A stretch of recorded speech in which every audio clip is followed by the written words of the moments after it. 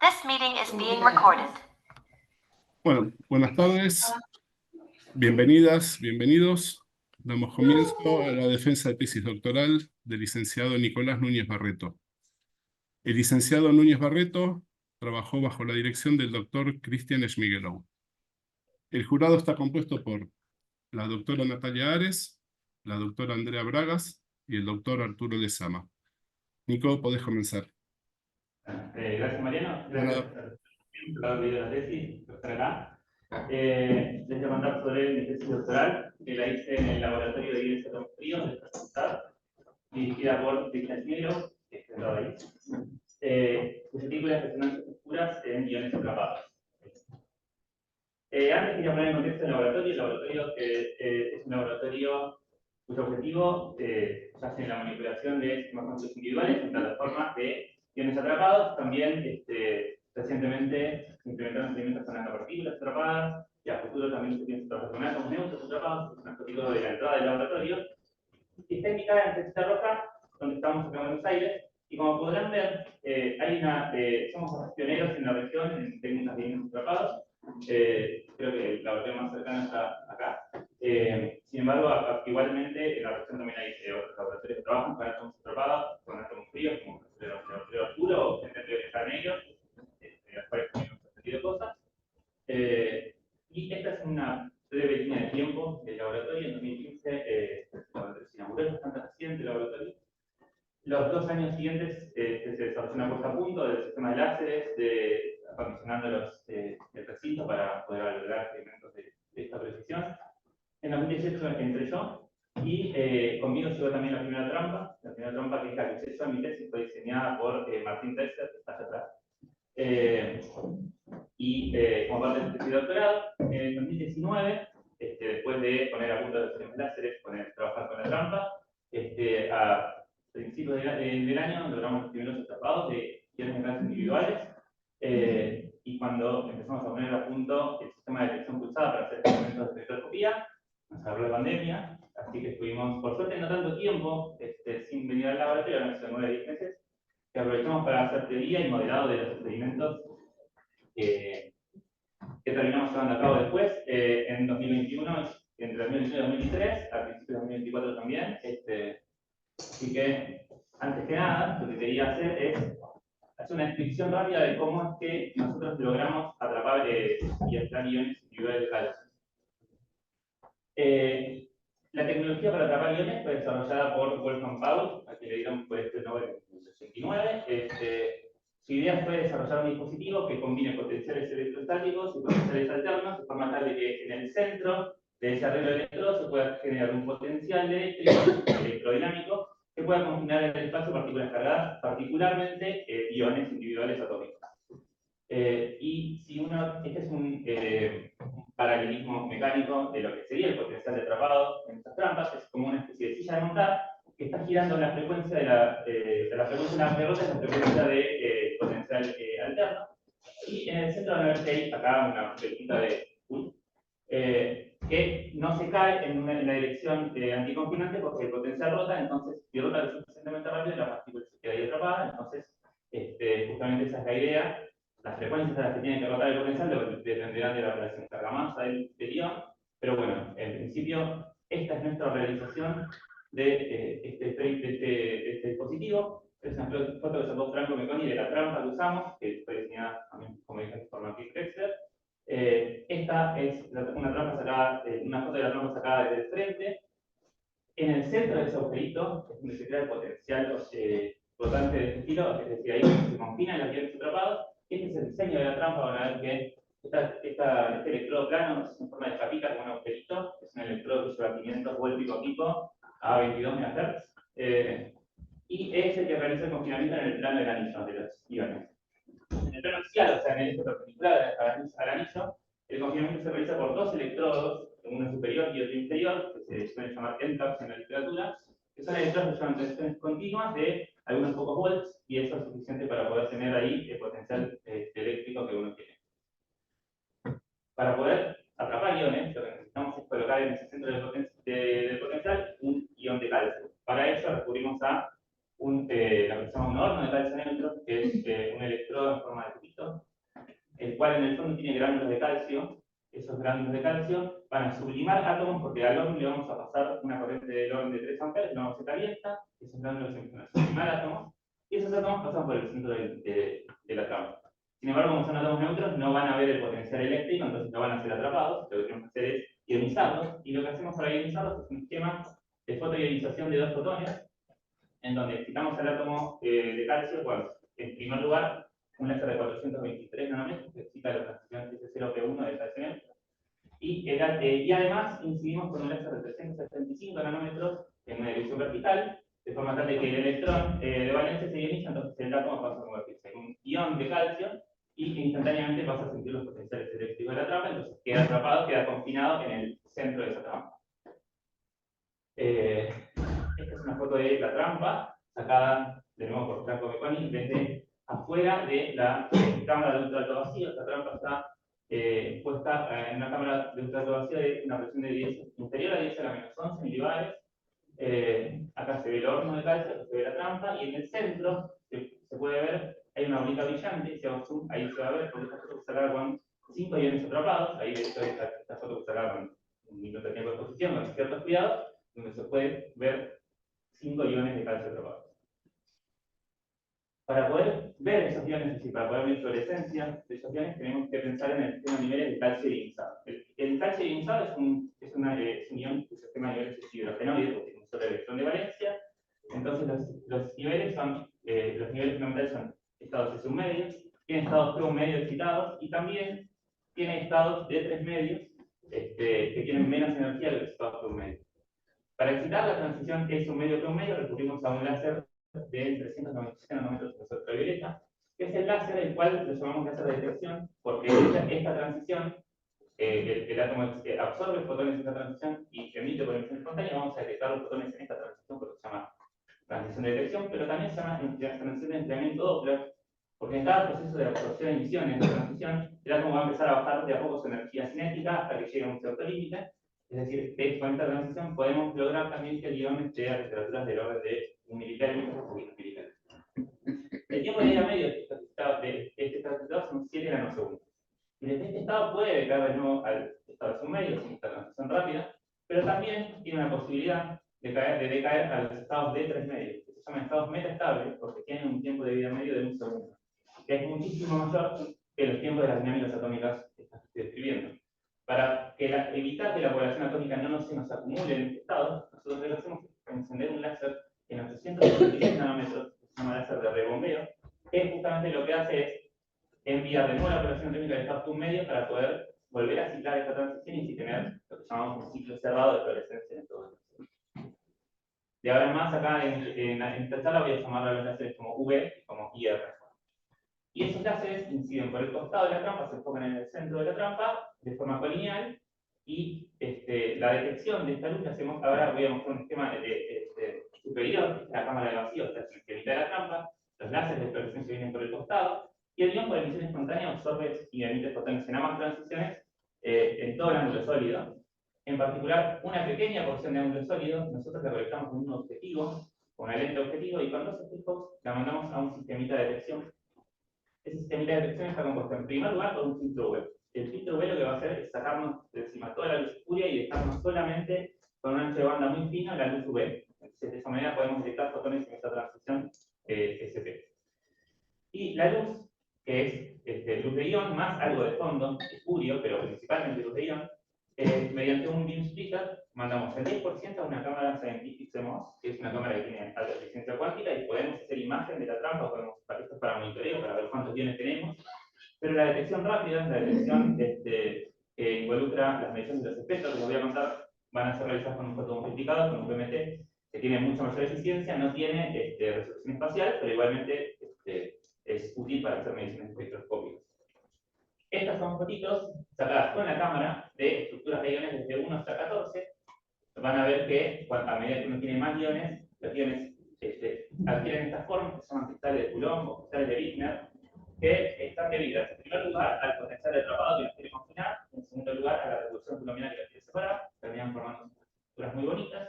De ahora en más, todo lo que les voy a contar al resto de la charla van a ser experimentos con un solo ion.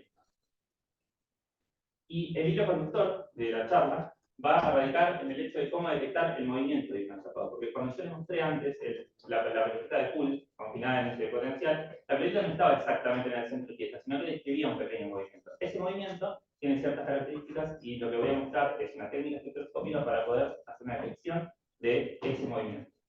Entonces, el esquema de la charla va a ser el siguiente. Primero les voy a contar cómo hacer para detectar movimientos usando corrimientos Doppler en las transiciones que describí. Luego voy a contar sobre la técnica espectroscópica que implementamos para hacer esta detección, que se llama tratamiento coherente de población. Y luego voy a, en primer lugar, describir cómo hacer para detectar movimiento longitudinal, es decir, movimiento paralelo a la dirección de propagación de las, usando haces gaussianas. Y luego voy a hablar de cómo hacer detección de otros movimientos, usando haces que tienen gradientes más particulares, que es un hace vórtice en particular, pero hacer énfasis en cómo detectar algo muy curioso, que es un efecto Doppler rotacional. Y luego voy a dar unas perspectivas de trabajo. Bueno, en primer lugar, entonces, imaginemos que tenemos un láser que hace espectroscopía en una transición, por ejemplo, el láser UV, que tiene un vector de onda acá, y tiene una frecuencia omega L en el sistema de referencia del laboratorio, e incide sobre un ion único que está moviéndose a velocidad v en una dirección. Entonces, por efecto Doppler óptico, la frecuencia del fotón que ve el ion en su sistema de referencia es la frecuencia del fotón en el sistema de referencia del laboratorio más un corrimiento. Y ese corrimiento es el producto escalar del vector de onda acá por la velocidad del ion B. Esto hace que el átomo, el ion que se está moviendo, vea un láser, un fotón a menor frecuencia si el átomo se está alejando de la fuente del láser, porque esto da positivo, y vea un fotón con mayor frecuencia si se está acercando. O sea, si se aleja, ve fotones al rojo, porque el rojo tiene una nomenclatura es menos frecuencia, y si se acerca, ve fotones corridos al azul, porque la nomenclatura es más frecuencia. Sí, entonces, para ser sensibles al movimiento, es decir, a la velocidad del ion, lo que vamos a tener que hacer son experimentos que sean sensibles justamente a la frecuencia de los láseres. Entonces, de esta manera, tenemos que implementar experimentos relacionados a hacer espectroscopía atómica, o sea, ver la respuesta de la fluorescencia del ion con la frecuencia del láser. Y, antes que nada, quiero responder la pregunta de ¿qué movimiento podemos detectar? Si uno tiene esta velocidad v y el vector que está haciendo de derecha a izquierda, lo que puede ver es que el producto escalar de K con B nos da la proyección longitudinal de la velocidad del átomo respecto a la dirección de propagación del láser. O sea que en principio esta técnica nos daría solo sensibilidad a movimiento longitudinal del ion respecto a la propagación del láser. Pero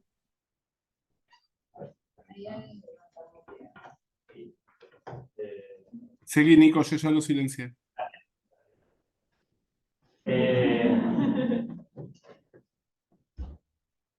Como decía, esta técnica en principio daría a entender que uno tiene sensibilidad solamente al movimiento, a la componente longitudinal del movimiento del átomo. Sin embargo, esto es así.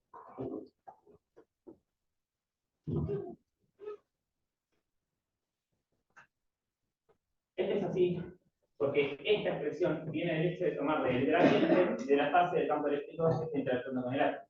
En este caso, si uno usaba una expresión de onda plana, que es un campo eléctrico que es como E a la IKZ, E a la IKR, el gradiente espacial de esta expresión está acá. Entonces, justamente por eso la sensibilidad usando este campo eléctrico es esta escalar B. Esto también es válido para los gaussianos no muy enfocados, con el ion en el centro. Y el primer orden justamente de este corriente Doppler es escalar. Ahora, lo que nos preguntamos nosotros es cómo tener sensibilidad en direcciones de movimiento transversales.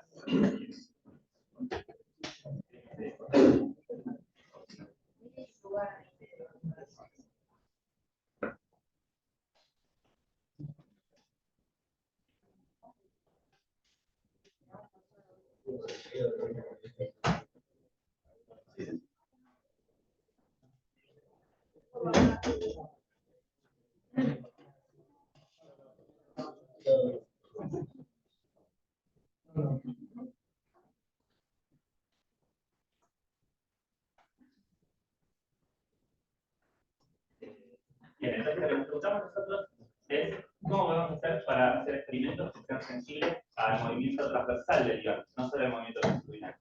Entonces la respuesta yace en usar campos que tengan gradientes en otras direcciones, no solo en la dirección longitudinal. Justamente la idea de usar lo que se llaman haces estructurados, que son haces justamente que tienen gradientes en direcciones en principio distintas a la longitudinal, pueden ser gradientes bastante curiosos. De hecho, el haz estructurado que voy a describir en esta tesis, son haces que se llaman tipo vórtices, que son haces que tienen un perfil de intensidad tipo Lagergauss, también se les conoce como justamente haces Lagergauss, o también a veces se las llama twisted line, que son haces que en principio su perfil de intensidad tienen esta pinta, que dependen de dos números, que son el L y el P, y tienen distintas estructuras. Esta es la expresión del campo eléctrico de estos haces Lagergauss en función de R, esta es la expresión particularmente en el foco de la. Y lo que podemos ver es que en principio hay toda una función de R que lo que da es el perfil de intensidad radial, y eso es en función de estos números P y L. P, antes el índice radial, se llama estos haces, y L, ahora lo voy a escribir más en detalle, es otro índice. Esto hace que se llamen haces Lagergauss porque justamente acá está modulado por un polinomio de Laguerre. Luego aparece la fase de onda plana, que es la hija Z, entonces estos haces también van a tener sensibilidad del movimiento longitudinal, del ion. Luego hay términos de curvatura de las, que se están enfocando más o menos, también hay un término ahí dentro de esa fase de Witt. Pero el término más interesante de estos haces es que es una fase que va como quedar ahí, L phi. Este L se llama helicidad y es una fase rotante, es una fase que depende del ángulo azimutal phi. Y esto que hace es que la fase se enrosque en la dirección de propagación del láser, generando un frente de onda de este estilo. Un frente de onda justamente que tiene esta helicidad, porque son haces que tienen helicidad. Y en particular, esta es una ilustración del frente de onda para el gas con L igual a 2, pero también puede tener ustedes negativos, porque el frente de onda tira para un lado o tira para el otro. Y lo divertido es que estos haces tienen un gradiente azimutal. Y eso lo que va a hacer es probablemente no, lo que va a hacer es generar una sensibilidad en la dirección del movimiento azimutal. Nosotros en la tesis generamos haces con L igual a 2, así que este es el caso del experimento que hicimos en esta tesis. Y si uno hace interactuar unas vórtices con un ion atrapado, acá está un dibujito de las vórtices, que tiene este perfil de intensidad de tipo dona, pone el ion en el lóbulo de la dona, y lo que va a suponer que la frecuencia del láser en el sistema de referencia del ion es la frecuencia del láser en el sistema de laboratorio, más un corrimiento que yo llamé delta LT, que es el corrimiento dado por el haz Lagergauss. Ese corrimiento, si uno toma el gradiente a la fase de ese campo que les mostré antes, da una expresión bastante larga. Sin embargo, si uno ve con cuidado, para empezar, aparece el término de onda plana acá por Z, porque estaba esa fase de onda plana, o sea que va a ser sensible a este movimiento longitudinal como antes. Luego va a haber otros términos también longitudinales y un término radial, dependiente de la constante radial de la velocidad, que son términos de curvatura y la fase de Witt que describí antes, que son chiquititos, pero el término más divertido, más interesante, es este término que es proporcional a Bphi, la velocidad azimutal del ion respecto a esa dirección de propagación, que se llama corrimiento Doppler azimutal, o también se lo conoce como efecto Doppler rotacional. Ese efecto Doppler rotacional tiene varias características muy interesantes. Una, por ejemplo, es que es inversamente proporcional a R. R es la distancia del ion al centro del haz. Entonces, ahí hay una forma funcional que reviste una divergencia en el centro del haz, que eso es también lo que vamos a estudiar en los experimentos que hicimos. Y otra cosa interesante que me gustaría que tengan presente es que en esta expresión no hay ninguna dependencia de parámetros del campo eléctrico. No depende ni del ancho del haz y tampoco de la longitud de onda. Entonces hay una invariancia de escala ahí muy curiosa que también estudiamos. Y lo que necesitamos para poder estudiar este término es sacarnos encima todos esos términos que están acá a la izquierda y poder ser sensibles solamente a este movimiento. Entonces lo que necesitamos es una técnica espectroscópica que sea solamente sensible a esta componente para poder así estudiar su forma funcional, que es lo que más nos interesa. Antes de describir la técnica espectroscópica, voy a describir cómo es el movimiento de un ion dentro de la trampa. Este es el if, que es más grande, es donde se ve el ion que está moviéndose por un lado y para el otro. Y esta es la expresión de la posición del ion en función del tiempo cerca del centro de la trampa, en donde lo que se ve es que es un movimiento que se da a dos frecuencias distintas. Este es un grafiquito que saqué de Milton Katz, en donde hay la posición X particularmente en función del tiempo, y lo que se ve es una oscilación a menor frecuencia, se llama, esa frecuencia se llama frecuencia secular, y esta que está acá, este término omega sub i, este término va a ser el término que involucre el movimiento térmico del ion particularmente. Puede ser, uno puede preparar estados asociados, puede preparar distintos estados de movimiento, en particular, si un ion frío va a tener una distribución de velocidades térmicas, entonces esa distribución de velocidades va a estar acá adentro. Y esas frecuencias seculares en nuestra trampa son del orden de 1 a 2 MHz.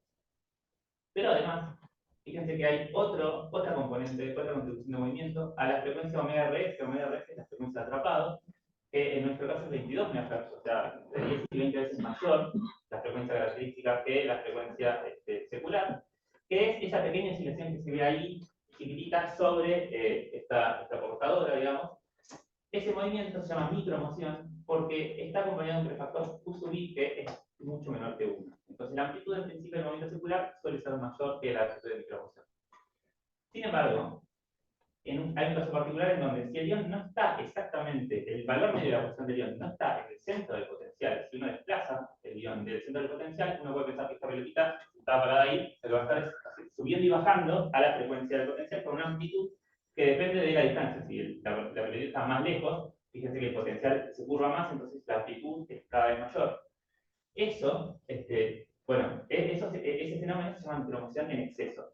EMM por exceso de micromotion, y está debido justamente a que la posición del ion no esté en el centro del potencial. El algoritmo para llevar el ion a la posición del centro del potencial se llama compensar a la posición del ion y justamente desplazarlo se llama descompensar la posición del ion. Y eso lo hacemos con, por ejemplo, los centros que están arriba de la trampa. Podemos desplazar el ion con tensiones continuas, podemos usar otros electrodos que puedan ejercer desplazamientos auxiliares del ion para poder compensar el ion. Y lo que quería decir es que podemos, como la amplitud de la micromoción crece con la distancia del ion al centro, puede ser grande, incluso puede ser comparable al movimiento térmico en principio. Entonces, y lo último que quería destacar es que la micromoción es direccional, apunta al centro del potencial, porque justamente está subiendo y bajando en esa dirección. Entonces, en resumen, acá hay un movimiento que está descrito a dos frecuencias características, frecuencias seculares y frecuencias de micromoción. Entonces, ¿qué efecto tiene estas dos componentes de frecuencia en un espectro atómico que uno quiera medir? Bueno, supongamos que el espectro atómico que usamos para medir tiene un ancho que llamamos gamma, y el movimiento al cual queremos ser sensibles tiene una frecuencia característica que llamamos omega. Vamos a definir un parámetro llamamos parámetro de modulación, que es este parámetro beta, que es proporcional a la velocidad. Entonces, si el ion está quieto, beta es 0, y si el ion se está moviendo más, B es mayor, entonces el beta puede ser mayor, el beta es un parámetro adimensional. Y lo que sucede en un primer caso, en el caso en que el ancho del espectro sea menor a la frecuencia característica de movimiento, si el ion está quieto, tenemos el espectro que está acá en la curvita roja, y si el ion se empieza a mover, o sea, si el beta empieza a ser cada vez mayor, fíjense que la amplitud del espectro rojo empieza a bajar, su ancho es constante, o sea, su ancho no cambia, y aparecen estas bandas laterales en torno a ese espectro, que podemos llamarlo también ecos del espectro original, a la frecuencia de movimiento del ion. Acá en particular el explica el paciente, es una simulación de 10 MHz, entonces fíjense que aparecen 10, 20, 30 espaciados, 10 MHz. Este es el caso entonces donde el ancho de la transición es menor a la frecuencia de modulación. Si yo ahora pienso en un caso en donde el ancho de la transición es del orden o un poquitito mayor a la frecuencia característica de movimiento, esas bandas laterales se van a reflejar en que el espectro aparenta ese ensanchamiento. Fíjense que el espectro para el ion quieto es este que está rojo, cuando empiezo a subirle la velocidad del ion, el espectro empieza como a ensancharse y desplanearse. Entonces, lo que sucede en cada uno de los espectros justamente va a depender del ancho del espectro que quiero y de la frecuencia que quiero sensar. En particular, las transiciones dipolares que yo les mostré antes tienen un ancho típico de 30 MHz, del orden de 30 MHz, 20-30 MHz, por ahí un poquitito ensanchadas incluso por la potencia de los láseres. Y el movimiento del ion tiene dos frecuencias características de 1 a 2 MHz y de 20 MHz. Entonces, ¿cómo podemos hacer para ser sensibles a estos movimientos? En particular, si queremos ser sensibles a 1 a 2 MHz, necesitaríamos una técnica espectroscópica que tenga anchos más finos. Y ahí emerge la idea de usar una técnica que se llama atrapamiento coherente de población, que también es conocida como transparencia electromagnética inducida. AIT son dos fenómenos que son casi dos caras de la misma moneda. Es lo que voy a describir ahora. Para escribir esto, imaginemos un sistema de 3 niveles, muy parecido al esquema de niveles de calcio, donde tenemos un estado 1, un estado 2 y un estado 3. Y estos sistemas de estos 3 niveles van a interactuar con dos láseres llamados. Este láser lo llamamos D por Doppler, este láser lo llamamos R por redondeo. Y cada láser va a tener una frecuencia, y esa frecuencia puede tener una desintonía respecto a la transición. O sea, si la frecuencia del láser no machea exactamente con la frecuencia de esta transición, vamos a decir que tiene una cierta desintonía. Es la diferencia de la frecuencia del láser con la frecuencia de la transición. También esos láseres van a tener frecuencias de radio, que son proporcionales a la raíz cuadrada de la intensidad del láser, y le vamos a permitir que tenga ancho de línea finito. Y vamos a ver, esto reviste la dinámica coherente de la interacción de los láseres con los sistemas de niveles, pero también hay dinámica incoherente relacionada, por ejemplo, a decaimiento. En el estado excitado vamos a permitir que decaiga tanto al estado 1 con un ancho de línea gamma 2,1, o al estado 3 con un ancho de línea gamma 2,3, lo cual me van a dar justamente esos decaimientos. Y de esta manera, si uno escribe las ecuaciones, puede escribirlas para la matriz de densidad. Nachito, ¿qué te hace mejor a vos por las dudas? Bajarle volumen nomás. Una ecuación maestra para la matriz de densidad ρ. Esto fue parte del desarrollo que hicimos en 2020 con el sistema de niveles de calcio, con los láseres. No voy a describir en esta charla este desarrollo teórico. Lo que sí, si uno, esta es una simulación con ese modelo, si uno barre la desintonía, por ejemplo, del láser R en torno a la resonancia para delta 0, es justamente, se llama resonancia porque la frecuencia coincide con la frecuencia de transición. Si uno barre la frecuencia del láser en torno a 0, con el láser D con una cierta desintonía, lo que va a ver es que el espectro, o sea, la población del estado excitado, 2, es proporcional a la fluorescencia del átomo, tiene este comportamiento. Fíjense que este es lo que llamamos el espectro de la transición y tiene una envolvente que tiene un ancho, ese ancho es de algunas decenas de megahertz, es el ancho de la transición dipolar. Sin embargo, aparece acá algo destacable que es un piquito, un antipico, en realidad un valle, que tiene un ancho mucho más finito que el ancho del espectro dipolar, que está ubicado justamente cuando la desintonía del láser R coincide con la desintonía del láser D. Esto en términos espectrales se llama resonancia oscura, porque el ion, la fluorescencia del ion se apaga en esa condición, y luego, bueno, si uno sale de esa condición, vuelve a brillar.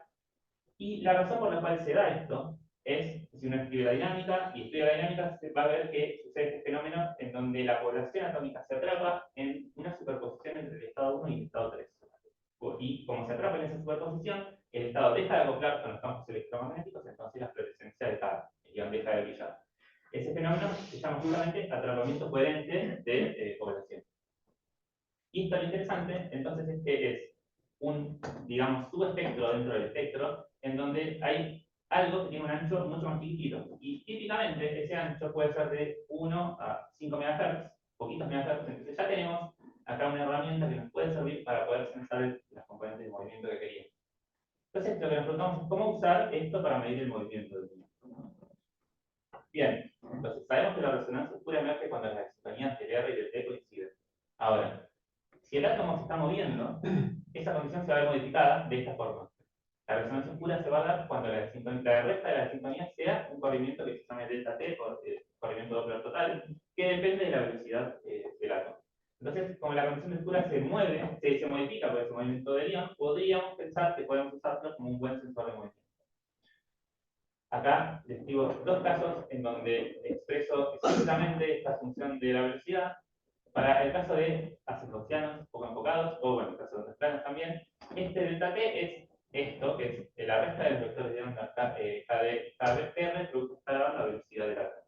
Y eso se da si uno ve que una cesta distributiva, cada de tuning le tiene que ser restado K por B de cada una de las clases. Entonces, esto nos dice que este esquema, esta transición de dos fotones, este espectro CPT, va a ser sensible al movimiento del ion en la dirección de la resta de los vectores de ion. Para el caso de ACs estructurados, particularmente ACs de Gauss, uno tiene que agarrar y computar todo el Doppler shift, todo el corrimiento Doppler de cada uno de los dos láseres y restarlos. Entonces podrían tener sensibilidad en otras direcciones que no sean esas. Bien, y lo último, voy a contar qué pasa con estos espectros en el sistema real de niveles. El sistema de Kacha no es un sistema de 3 niveles, sino que es un sistema de 8 niveles, 2 estados de 1 medio, 2 estados de 1 medio y 4 estados de 3 medios. Esos 8 niveles se dan porque hay desdoblamientos Zeeman, debido a que nosotros sobre el ion tenemos un campo magnético del orden de 5 Gauss, esos desdoblamientos son del orden de algunos pocos MHz, 4 o 5 MHz, y entonces eso lo que hace es que en vez de tener el caso en donde tenemos 3 niveles que tiene una resonancia oscura, vamos a tener 8 niveles y vamos a tener varias resonancias oscuras. Vamos a tener varias porque podemos tener distintas superposiciones de estados S y estados D. Claro, podríamos tener incluso 8, ¿no? Hay 8 posibles combinaciones de estados S y estados D. Y el número de resonancias oscuras que aparecen en el espectro va a depender fuertemente de las polarizaciones de las terceras. Este es un espectro medido, que es un espectro donde son polarizaciones tales que el espectro tiene 4 resonancias oscuras, cada una está indicada cada cuál es la superposición de estados que se genera en cada una de esas resonancias. Y fíjense que esas resonancias tienen un ancho de 1 a 5 MHz, mucho más chicas que el espectro de la envolvente que tiene los campos bipolares. Nosotros estudiamos la dependencia de estos espectros con la polarización de los láseres, vimos cómo hacer para poder ser sensibles a la polarización, y todo eso lo comenzamos en un trabajo que publicamos en Física Review en 2022, el cual no voy a describir ahora en detalle. Y lo que quiero hacer ahora es mostrar experimentos en donde sensamos movimiento longitudinal usando haces gaussianos. Lo que voy a contar ahora son con haces gaussianos, no con haces Born. Entonces, los haces gaussianos hacen que el término dominante de ese corrimiento de Doppler total sea que es lo que les conté antes. La resta de los vectores de onda, que acá son KV y KI, son los vectores de onda de cada uno de los láseres, producto escalar la velocidad de la. Acá después el esquemita de niveles para tener la referencia. Si tomamos el caso en donde los haces se propagan de forma colineal, esta resta se puede escribir de esta manera, como 2pi por 1 sobre la segunda del V menos 1 sobre la segunda del IR. Entonces, esto nos dice que en esta configuración vamos a tener sensibilidad al movimiento solamente usando estas transiciones de dos fotones, estas resonancias oscuras, con los láseres de longitud de onda distintas. Si la longitud de onda fuera la misma, sería 0, seríamos insensibles al movimiento del ion. Entonces, acá vamos a usar resonancias oscuras, estados S, estados B, que tienen longitudes de onda y la sensibilidad está. Y les voy a mostrar, en primer lugar, cómo hacer para ser sensibles al movimiento térmico, que tiene frecuencias típicas de 1 a 2 MHz, y micromoción, que tiene una frecuencia de 22 Hz. Empiezo con el movimiento térmico. Si se acuerdan, en este caso, fíjense que tenemos una resonancia oscura que tiene el mismo orden de ancho que la frecuencia del movimiento. Entonces, esperamos esto. Esta es una simulación de este espectro de 4 resonancias oscuras, en donde el espectro azul oscuro tiene una temperatura simulada de 1 milikelvin, y cuando uno simula temperaturas de ion mayores, fíjense que la profundidad de las resonancias oscuras se levanta abruptamente. No se crean los ecos de antes, o sea, simplemente la resonancia se ensancha y la profundidad muere. Entonces, esto uno lo puede usar para estudiar la temperatura de un ion utilizando los espectros de resonancias oscuras. Esto fue implementado, fue propuesto y mostrado en un trabajo de 2015 del grupo de Florence Fiscaler, y nosotros lo implementamos para hacer mediciones, para poder, básicamente, para poner a punto esta técnica de espectroscopía CPT. Entonces, acá lo que les muestro son 2 espectros de resonancias oscuras medidos, con cada uno un ajuste con el modelo, en donde el espectro azul es un espectro en donde el ion está frío al líquido Doppler, y el espectro rojo es un espectro que está un poquito más caliente, algunos pocos milikelvin, serán 5 milikelvin. Quiero aclarar que estas mediciones fueron realizadas con un único ion bien compensado, o sea, acá el exceso de micromoción no está presente, está solo la micromoción, muy chiquitito, acá lo que domina es el efecto térmico. Y para hacer esta medición implementamos un esquema tipo pulsado, en donde, en primer lugar, este esquema pulsado implica variar las frecuencias de láseres en tiempos de orden de algunos microsegundos para poder hacer una medición justo y evitar que el ion se caliente demasiado. Primero ponemos los parámetros de enfriamiento para mandar al ion a la temperatura 2. Luego, lo que vamos a hacer es apagar el enfriamiento un cierto tiempo, que acá llame TC, que es un tiempo de algunos milisegundos, apagamos el parámetro de enfriamiento. Inmediatamente después seteamos los parámetros de medición y medimos un cierto tiempo de medición. Y eso, para ese valor de sintonía, computamos la cantidad de cuentas que detecta el fotomultiplicador. Y así repetimos para distintos. En realidad, perdón, eso lo iteramos 10.000 veces para tener mayor relación señal-ruido. Y después variamos la desintonía del láser IR. Y así mapeamos distintas desintonías y podemos obtener este espectro. Y de ese espectro hacemos un ajuste con el modelo que les conté antes. Y de ese ajuste extraemos la temperatura del ion. Y así podemos hacer un mapeo entre el tiempo de calentamiento y la temperatura del ion. La puesta a punto de este esquema experimental también está en un trabajo que tuvimos en Costa B en 2023. Y si hacemos eso para distintos tiempos de calentamiento, hay un gráfico de la temperatura del ion, de ese tiempo de calentamiento, y lo que vemos es que para mayor tiempo tiempo en donde dejamos el vagón en enfriado, la temperatura crece linealmente. La razón por la que la temperatura crece cuando uno deja de enfriar es porque el ion se empieza a calentar, porque hay ruido eléctrico en los electrodos que uno usa para tapar ese ruido eléctrico, hace que el ion se caliente, entonces la temperatura crece. Y de esa dependencia lineal podemos extraer la tasa de calentamiento de la trampa, que es típica de nuestro experimento. No dejamos más calentar porque después si se desplaza demasiado del centro de la trampa puede pasar a estar en una región anarmónica atrapada, entonces puede ser un lío, pero esto ya nos dice ese parámetro que queríamos obtener. Bien, ahora lo que les voy a contar es cómo hacer para medir micromoción, que es este movimiento que tiene una frecuencia en un rango distinto. Esperamos justamente este caso, en donde la frecuencia del movimiento sea mayor al ancho de línea de ese espectro. Este es un espectro de resonancias oscuras en donde el ion está bien compensado, o sea que el ion está en el centro de la trampa. Fíjense que tenemos las 4 resonancias oscuras bien definidas, arriba está el ajuste del modelo. Si uno desplaza al ion del centro de la trampa, por ejemplo, cambiándole la tensión ligeramente a uno de los electrodos de C, lo que va a ver es que el espectro se deforma de esta manera. Estas resonancias, las originales, las portadoras, la profundidad de las portadoras decrece un poco y aparecen estos ecos de esas resonancias oscuras, que son justamente esas bandas laterales que se dan justamente porque el ancho de esas resonancias oscuras es menor, mucho menor a la frecuencia de modulación, y aparecen espaciadas esos 22 MHz del movimiento del ion. Y esta es una medición que hicimos repitiendo, midiendo espectros de resonancias oscuras para distintos valores de la posición del ion, típicamente variando el voltaje del electrodo, de uno de los electrodos, posicionamos al ion en distintos lugares y en cada lugar medimos un espectro de resonancias oscuras, lo ajustamos con el modelo, del modelo extraemos ese parámetro beta que es introducente, que caracteriza la velocidad del ion, y este es un gráfico del beta en función del voltaje de un electrodo. Y lo que vemos es que existe esta forma funcional. El beta decrece, o sea, la velocidad decrece hasta llegar a un mínimo y luego crece. La razón por la cual no va a cero este beta es porque el ion le erró al centro de la trampa, particularmente en esta medición que hicimos, pero bueno, esto sí, con una tensión en esta dirección podríamos haber mandado el ion en el eje, pasar por el centro de la trampa y esto habría llegado a cero. Y esto es un estudio que publicamos en Frontiers in Quantum Science and Technology también el año pasado.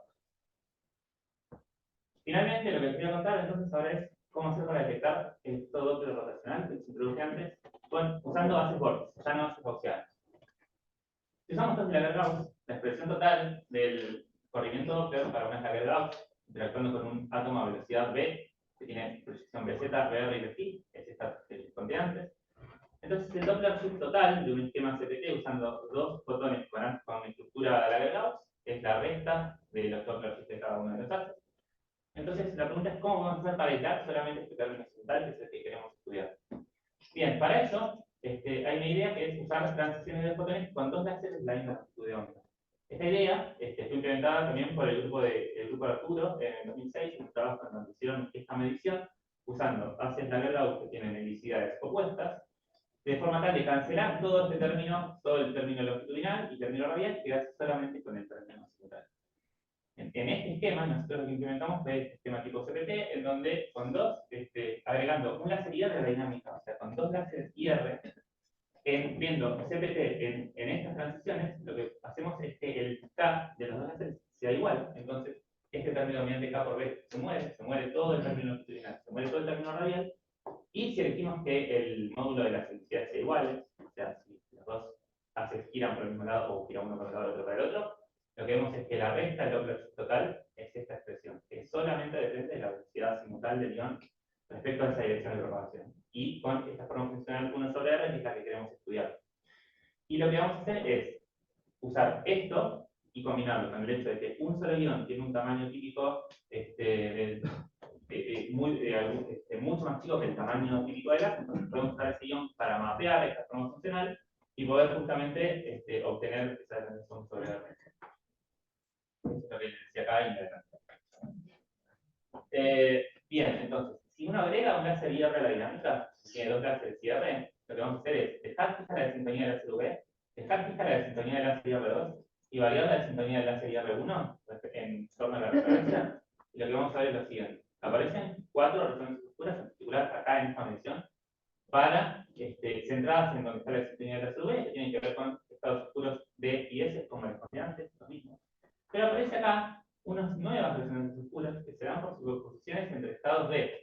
Estos láseres generan CPT entre pares de estados B, entonces eso se evidencia en, acá aparecen dos resonancias oscuras, pueden aparecer más en función de la polarización de los láseres, pero fíjense que algo muy interesante es que tienen un ancho que es muchísimo más chico que el ancho de las resonancias oscuras a su vez. Esto es una pequeña anécdota. En 2020 nosotros hicimos este modelado y hicimos las simulaciones y vimos que aparecían estos picos y nuestra primera impresión fue: este es un problema del método numérico, no aparece en realidad. Era julio y todavía no habíamos vuelto al lado. Cuando volvimos al laboratorio y medimos esto, aparecieron ahí esos picos. Fue bastante divertido porque fue una predicción que hicimos en pandemia y fuimos al laboratorio y estaban ahí. Fíjense que estos picos son mucho más chiquititos que estos dos picos que son de las resonancias CCD. Entonces, al ser mucho más chiquititos, lo que van a hacer es darnos mayor sensibilidad al movimiento simular, que por ahí es más chico que el movimiento longitudinal. Estas son dos resonancias oscuras, medidas, ese espectro es el mismo que pero centrado en esos dos picos que están a la derecha. Y como si uno usase gaussianos, en vez de hacer Gauss, pero imaginemos que usamos solamente los gaussianos, como les conté antes, como la resta de los K es cero, estos no tienen sensibilidad al movimiento del ion para nada. Eso hace que estas resonancias pueden ser muy finitas y estén ensanchadas únicamente por ensanchamiento por potencia de los láseres. Entonces, esta es una medición que hicimos bajándole mucho estas potencias de los láseres, y vean que esta resonancia oscura adquiere un ancho de menos de 10 kHz, que es 1000 veces más chico que el ancho del bipolar, que tiene 30 MHz. O sea, realmente esta es una técnica espectroscópica que puede medir anchos muy, muy finitos. Entonces, lo que hacemos ahora es usar estas resonancias oscuras para poder censar esta configuración que mide efecto Doppler rotacional. Y para ello vamos a usar dos configuraciones experimentales. Una, en ambas configuraciones vamos a usar el mismo ASIC con el mismo L, L igual a 2. En una configuración que llamamos contrarrotante, el L del láser IR1 es menos el L del láser IR2, que llamé acá L. O sea que el frente de onda de una gira para un lado y el frente de onda de la otra gira para el otro. De esa manera, si uno pone eso acá, la sensibilidad es 2L sobre R por la velocidad. Y esto lo vamos a comparar con una configuración que llamamos corrotante. Es una configuración donde las helicidades son iguales, es decir, los L son iguales, igual a 2, y si uno pone 2 menos 2 a cada 0, entonces este delta da 0. Entonces, en principio esperamos que esta configuración sea sensible al movimiento simultáneo del ion, y esta configuración no lo sea. Este es el esquema experimental que usamos para hacer esta medición. Lo voy a describir por partes. Acá sacamos de este acoplador de fibra dos láseres cierre que tienen polarización cruzadas. El IR1 tiene polarización vertical y el 2 tiene polarización horizontal respecto a su dirección de propagación. Y le vamos a dar su estructura de fase con una lámina de fase dispersiva que le da la helicidad L igual a 2 a los haces. Y genera este perfil de intensidad tipo donut. En este punto igual, esos dos haces tienen la misma helicidad. Para poder tener helicidades opuestas, lo que hacemos es que se pasen por un interferómetro de polarización de estilo, en donde los haces en principio inciden sobre un divisor de cubo, un divisor despolarizante, que lo que hace es dejar transmitir el láser IR2 y reflejar el láser IR1. El láser IR1, mediante otro espejo y otro cubo, es enviado de vuelta para acá, y el láser IR2 es enviado a un elemento óptico que puede ser tanto un pentaprisma como un espejo. El espejo va a ser el mismo, o sea, un espejo igual a este. Si uno usa un espejo, la cantidad de reflexiones que tiene una respecto al otro es la misma. Acá hay una reflexión, pero no es la misma, sino que tiene la misma paridad. Esta tiene una reflexión y va paso transmitido, esta tiene 1, 2, 3 y va transmitido. Al tener la misma paridad, tiene la misma densidad. Cada vez que la se refleja, cambia su densidad. Entonces lo que queremos es, si queremos tener que tenga una reflexión más, o sea, que tenga una velocidad opuesta, usamos este pentaprisma, que es un elemento óptico que lo que hace es, mediante dos reflexiones, me devuelve a 90 grados. Entonces, el pentaprisma nos va a dar la configuración contrarrotante, que esperamos que sea sensible al movimiento del ion, y el espejo nos va a dar una configuración corrotante. Y después, con un espejo motorizado, que es un espejo cuyas perillas tiene un motor paso a paso que nos permite tener un control fino de la posición angular de estos assets. Eso lo controlamos en la computadora y lo que podemos hacer es direccionar estos assets por el frente de la trampa y enfocarlos sobre el ion y poder desplazar los assets para un lado o para el otro para poder así cambiar el R, que es la distancia del ion al centro de los haces, y poder mapear esa forma funcional. Que dibujo acá, que dejo acá para, por las dudas. Acá les muestro mediciones. Esta medición es una medición hecha con acceso. La agregamos en configuración colineal, o sea, los haces están superpuestos uno respecto al otro, y en configuración corrotante, o sea, los haces tienen la intensidad. Fíjense que las resonancias oscuras son bastante profundas y bastante agotistas. Y ahora, para hacer un chequeo, lo que hicimos fue, antes que nada, hacer una configuración que llamamos desplazada, o sea, desalinear el haz respecto al otro para poner al ion en la intersección de esos haces. Y el ion, lo que va a ver ahí localmente es que el frente de onda de una tira para un lado, pero el frente del otro tira para el otro. O sea, localmente el ion ve helicidades opuestas. Entonces, si uno mide el espectro de resonancias oscuras en esta configuración, va a ver que estas resonancias tienen una profundidad más chica. Entonces, en principio, esto uno le induce a pensar que esta configuración colineal es insensible al movimiento y la desplazada es sensible al movimiento, justamente. Y esto lo vamos a comparar con la misma medición, pero usando una configuración contrarrotante. Si uno usa haces cuyas helicidades son opuestas, estas dos resonancias oscuras tienen esta profundidad. Y si ahora uno los desplaza, la helicidad local que ve el ion es la misma, porque las haces giran, las fuentes giran por el mismo lado, y las resonancias oscuras tienen más profundidad. Entonces, esto ya es una evidencia clara de que estamos pensando el movimiento simultáneo que queríamos. Ahora les voy a mostrar mediciones que van a ser solamente con las configuraciones colineales por simplicidad. Voy a comparar esta configuración corrotante, que es insensible, y esta configuración contrarrotante, que es sensible. Y lo que voy a hacer es variar la posición de... yo voy a variar el haz, la posición del haz, entonces ahí efectivamente lo que estoy haciendo es variando la distancia del ion al centro del haz, no desplazo el ion, sino desplazo el haz.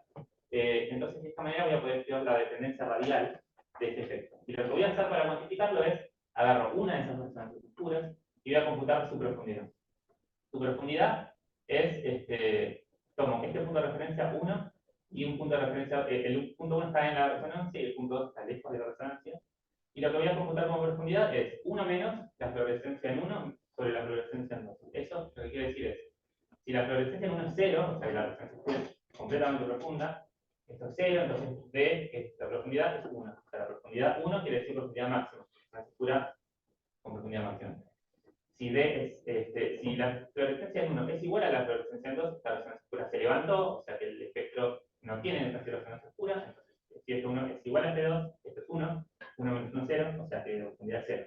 Entonces básicamente profundidad 1, resonancia oscura con gran profundidad 0, resonancia oscura que no tiene profundidad.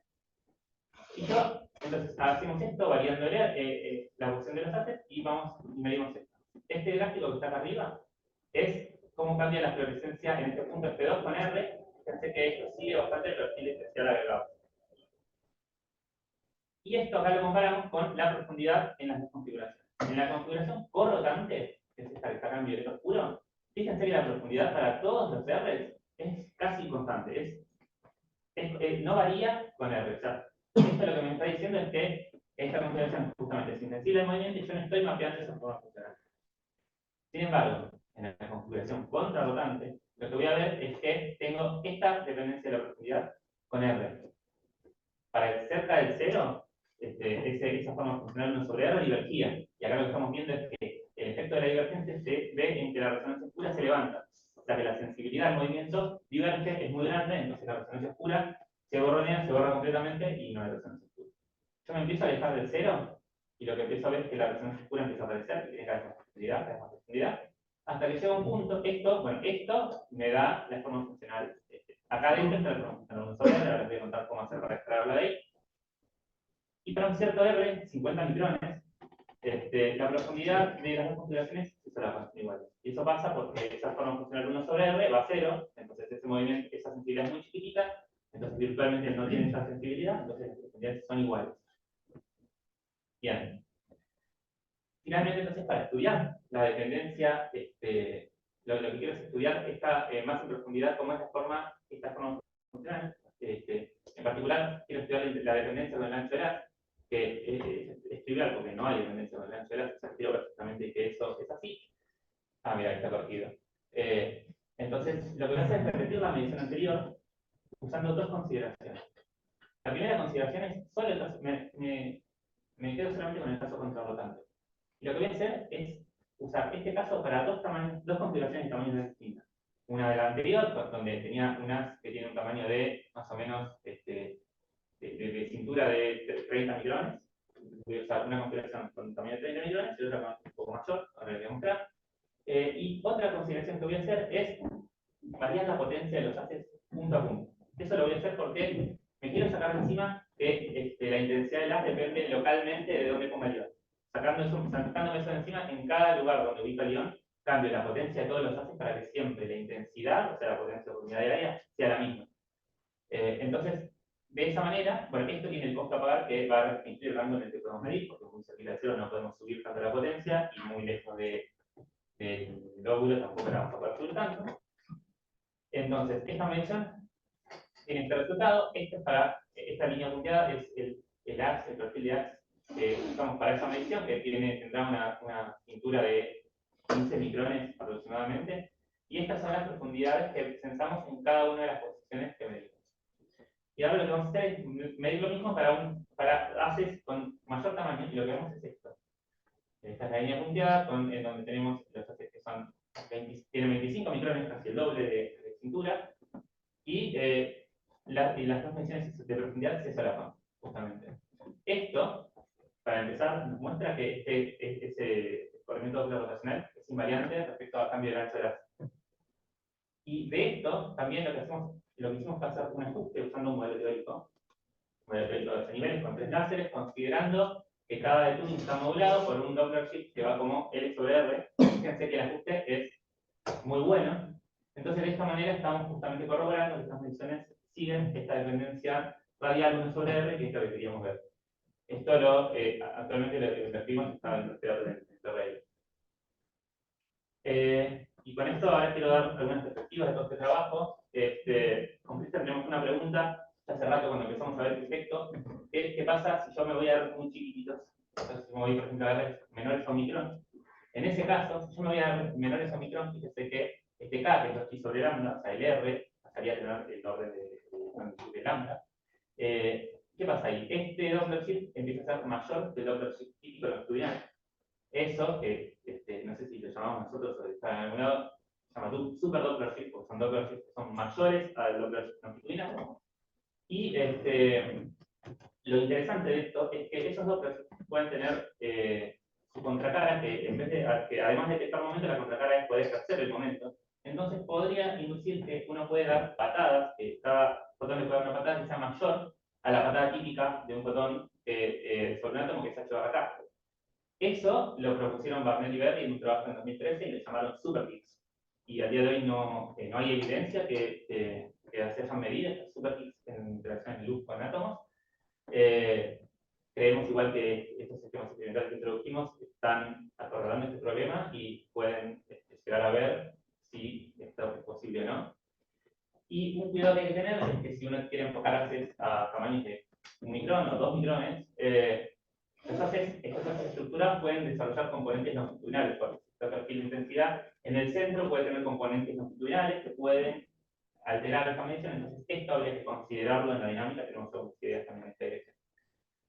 Y una segunda perspectiva es poder, justamente en este mundo de poder inducir, poder ejercer movimiento con estos haces, combinar una carga de Gauss con un cristal de iones de este estilo, acá hay 14 iones, y si uno lo que hace es enfocar esta dona sobre la capa de iones externa, no sobre la capa de iones interna, uno podría excitar rotaciones de la capa externa, dejando la capa interna quieta, y así poder estudiar, empezar a ejercer unas rotaciones intercapas de estos cristales para un lado, para el otro, dependiendo de su velocidad. Este es un grafiquito en donde simulamos la frecuencia de este modo de rotación en función del número de iones, entonces esto en principio podría ser estudiado con estos haces. Y bueno, para concluir, entonces, estas conclusiones son un poquito un repaso de todo lo que les conté. Esta técnica de espectroscopía de reacciones oscuras que desarrollamos nos permitió, en primer lugar, sensar movimiento longitudinal del ion, haciendo experimentos de termometría del ion, es decir, esta técnica es capaz de sensar temperatura de un ion. Esto, de hecho, el estudio de la termometría de un ion en función de la forma de los haces, es parte principal de la tesis doctoral de Muriel, que está sentada ahí. Y además poder sensar movimiento de micromoción, movimiento del ion en otros componentes del movimiento del ion. Y además, al introducir otro láser a la dinámica, pudimos desarrollar esta técnica espectroscópica con resonancias incluso mucho más finas que las resonancias que antes se usaban para diversas cosas. Y con eso, el conjunto de esas resonancias nos permitió ser sensibles en sistemas de fotones a doble rotacional y medir por primera vez la forma funcional de ese doble rotacional usando un ion atrapado como una sonda y con el modelo teórico terminar de constatar que estamos midiendo esta forma funcional que queríamos. Y lo último que voy a decir es que todo lo que se les plantea acá, parece que lo hice todo yo, pero no lo hice para nada todo yo. Hay un equipo atrás lleno de gente muy talentosa. Este es mi director Cristian, y además Marce también estuvo ayudando mucho en la programación, en el modelado. Estos somos todos los becarios doctorales que estamos acá, Martín, que es emérito. Y también hay gente en el experimento de atrapar nanopartículas que también están teniendo avances interesantes. Y atrás también hay todo un equipo teórico que nos ayudó mucho con el modelado, principalmente Cecilia Cormick en Córdoba, con la cual también es autora de estos proyectos que les conté. Así que bueno, toda esta gente también, de diversas maneras, colaboró. Con Muri también, principalmente fue la que desarrollamos todos estos experimentos, pero todos de alguna manera terminaron contribuyendo. Y con esto, con algunas fotos divertidas, gracias. Sí,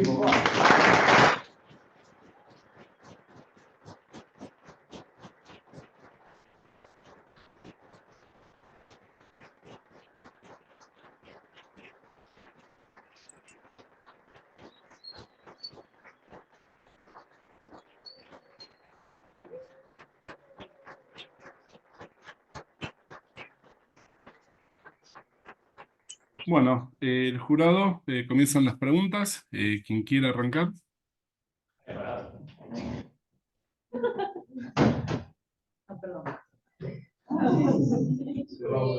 Bueno, no sé, empezamos. ¿Quién empieza, Mariano? Quien quiera, no hay un orden.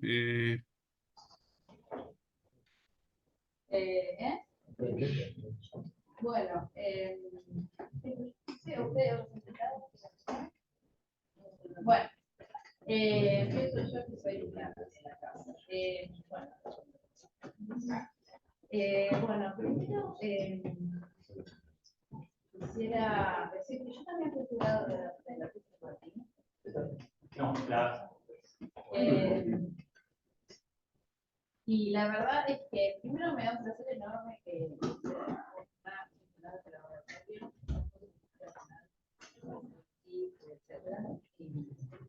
y además lo que han crecido los años y sé que es un trabajo de equipo que es muy duro, la verdad, durísimo, mucho y se ve en la tesis, la verdad. En la tesis escribiste mucho más, si bien y hay cosas que no dijiste. Si bien me parece que la charla fue más ordenada en algún punto, ¿no? Como más cerradita, está muy bien. Pero bueno, hay un montón de cosas más en la tesis. Y bueno, primero eso, así que te felicito a vos y al equipo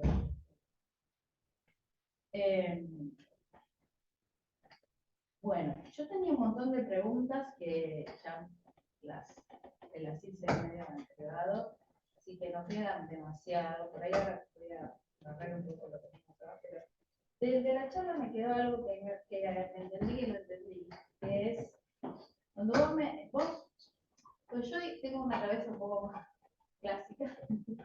CPT por ahí lo puedo relacionar bastante más en la transferencia interferencialmente. Entonces, cuando vos tenés esas resonancias, el ancho va a depender, por ejemplo, de la potencia del segundo láser. Sí. Que supongo que ahí vos subís la potencia y abrís la ventana, no sé, de alguna manera haces acumulancia ahí. Entonces, cuando aparecen las otras, las de los modos las posiciones no entiendo bien, ahí me di cuenta que no entiendo bien. Cuando pones el segundo láser, Primero porque se te abren más angostas, y segundo, ¿con qué estás? O sea, si podés ponerla en los niveles ahí. Pues yo entiendo, tenés un láser, abrís una ventana, bueno, ahí con el IR1, pues abrís esa ventana, hacer donde tenés las dos sintonías iguales o parecidas, digamos. Y después la segunda, o sea, ¿dónde se hay? ¿Me explicas esa, Sí. esa parte? Mira, o sea, lo primero es que estas resonancias sean mucho más simples que estas, no depende del hecho de que acá estoy usando láseres que tienen una distintas, y eso hace que esto sea sensible al movimiento del ion. Entonces, de alguna manera uno tiene justamente que esas resonancias futuras tienen ese ensanchamiento. Estas resonancias que son así definidas, al tener la misma longitud de onda, y particularmente también al usar el mismo, o sea, nosotros para generar estos dos cierres, agarramos el mismo láser, con un distrito lo partimos entre dos, lo cortamos por dos moduladores distintos y lo mandamos al ion. Como es el mismo láser, en el fondo del mismo láser, el desfasaje de esos dos cierres es muy chiquito, casi cero. Entonces, esto lo que nos permite justamente es achicar muchísimo el ancho de esa resonancia oscura, que al principio, si no tuviera algún defacing, también podría levantarse eso. O sea, acá, estas son así también por el movimiento del ion y porque los láseres al tener longitud de distintas tienen un defacing mutuo.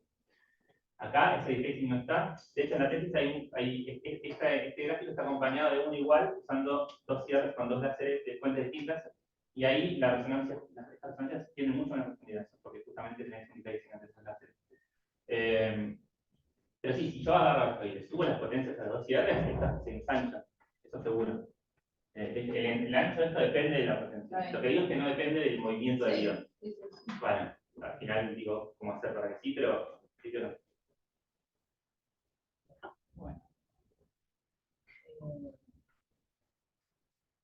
Una cosa que te pregunté que me parece que es interesante bueno, que yo te lo había preguntado, pero por ahí para que lo menciones, que es en los gráficos donde tenés todas estas, donde como yo creo que acá me dicen temperatura, no sé si es donde son gráficos de la cantidad de cuentas en función de la desintonía, y vos tenés toda tu topografía ahí. A mí me costaba ver cómo ponía el eje horizontal, o sea, el cero donde lo ponía, cómo medía la desintonía. ¿Por qué cero acá? ¿Por qué pones ahí el cero cuando en realidad uno lo pondría en primera tiro, lo harías máximo, ahora ni siquiera se ve el máximo que tenés ahí de la resonancia? ¿Por qué te cae ahí, digamos? Claro, bueno, eso es porque, o sea, en principio el eje, yo mido esto y en el eje horizontal no hay desintonia, sino que hay frecuencia de la OM. Esa frecuencia de la OM, que serán 200 MHz, ponele, entonces, ¿cómo hago para mapear la frecuencia de la OM de desintonia? Mira, a ver, para explicar también esto, no, pero, por ejemplo, ahí la desintonía cero, uno pensaría en sistemas niveles, típicamente, que si vos haces el efecto de sistemas niveles, que es una lorentziana, tiene el cero de desintonía en el máximo. Acá, si vos me dices esto, si vos pensás que la desintonía cero está acá, no, eso no estaría bien, porque en realidad estas resonancias oscuras que aparecen acá como que te forman el espectro para abajo, entonces te tiran y te aparece como un máximo ficticio ahí que no es para desintonía cero. Si yo estas resonancias oscuras las alejara mucho, ahí esto haría así y tendría un máximo en el cero. Eso sí, eso pasaría. Después, ¿cómo hacer para a ver, ¿cómo hacer para, por ejemplo, ven que esta es una medición, ¿cómo hacer para ponérselo ahí? Bueno, lo que hacemos, apelamos al ajuste, agarramos esta medición y le hacemos un ajuste en el modelo, el ajuste nos da ese factor que nos convierte la frecuencia de la OM a la de sintonía, y con eso estamos contentos. Podríamos tirar las resonancias lejos, medir un espectro y volver a traer las resonancias, y eso también nos daría lo mismo. Pero el ajuste también nos da el dice Ustedes lo hacen con el ajuste. Sí, lo hacemos con el ajuste. O sea, una medición de esas, ¿cuánto tiempo se lleva? 3 minutos. Ok, bueno. Sí. Después que tenés todo el sistema Sí. controlado, bla, bla, de cada puntito de eso. Sí, lo que pasa es que, por ejemplo, si estas podría llegar a ser mayor el tiempo de medición, porque acá son más finas, entonces tienes que mapear por ahí más el qué frecuencia, pero estas resonancias están hechas en 3 minutos. O sea, si vos querés medir, por ejemplo, todas las frecuencias son muy finitas, que hay que medir mucho tiempo para poder mapear bien esta parte, por eso optimizarlo, pero más o menos decía. Y respecto de la última cosa, respecto de los cristales, que como está al final, clases con electricidad, y relacionado con por ahí una parte que no contaste mucho, que es con la dinámica de los cristales oscilatorios y vibracionales. En realidad vos mostraste en la tesis que pudiste llegar a ver un modo interno. Sí. De vibración antisimétrica. Podrías usar estos haces para excitar esos modos que no son modos simétricos, o modos no internos del cristal. Sí, O sea, podrías usar todo esto. podríamos, y la respuesta a la pregunta ¿por qué no lo hicimos? Es, No, yo no lo intentamos, y tiene sus dificultades. Porque lo que hacemos nosotros es modular la intensidad de las con la frecuencia de ese modo para poder ejercer una rotación resonante, y lo intentamos, y buscar algunos modos de algunos cristales con la geometría, no fue fácil, no logramos nada, y ahí, bueno, lo dejamos ahí, dejamos las herramientas hechas hicimos estas simulaciones, describimos bien cómo se pueden estas frecuencias, y lo cerramos ahí. Pero eso en principio... Porque después, además, con el propio ion se nos mapeó de cómo es, de alguna manera, ese campo. Claro, la sí. otra parte, sí, por ahí lo tienen que realizar muy bien eso. O sea, con un ion caracterizamos como es ese doble oxígeno, Sí, o sea, sí, bueno. estamos articulando un poco cómo es que hay que hacer esto. Sabemos que los doble oxígenos, las fuerzas ópticas que ejercen estos haces son las que pensamos que ejercen, y después hay que trabajar mucho por ahí con la óptica.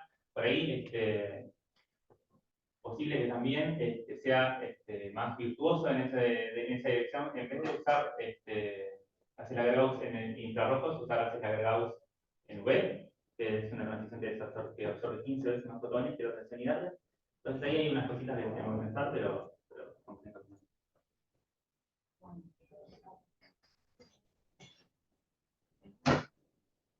Yo no tengo más. Pues,